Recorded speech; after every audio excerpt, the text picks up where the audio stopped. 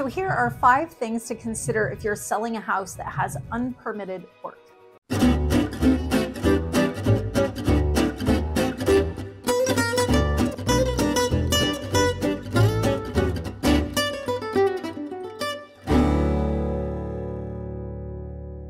Now, number 1, you've got to determine the scope of the unpermitted work.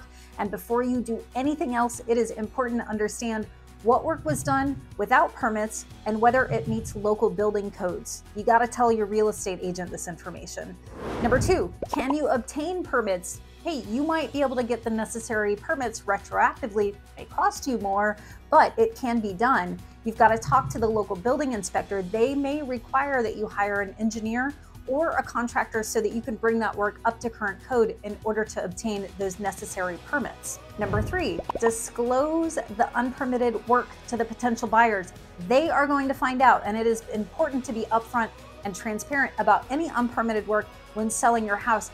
You should disclose this information in writing to potential buyers. It can affect the value of your property. It can affect the buyer's ability to obtain a financing and even affect how desirable your home is. Number 4, consider hiring a professional to assess the work. Now, I'm a huge fan of hiring a pre-listing inspection, and that inspector can help you to identify any potential issues with unpermitted work, such as safety concerns or structural problems. And this can help mitigate potential liabilities for you as the seller. Number 5, negotiate with the buyer. If a buyer is still interested in purchasing a house, despite the unpermitted work, you may be able to negotiate a lower price. You may be able to agree on a plan to bring the work up to current code before the sale is final, or hey, the buyer might terminate the contract and then you start over. Now, it is worth noting that in certain cases, unpermitted work, it can be a deal breaker for your potential buyers, and it is always best to be upfront and honest about any unpermitted work when selling your house.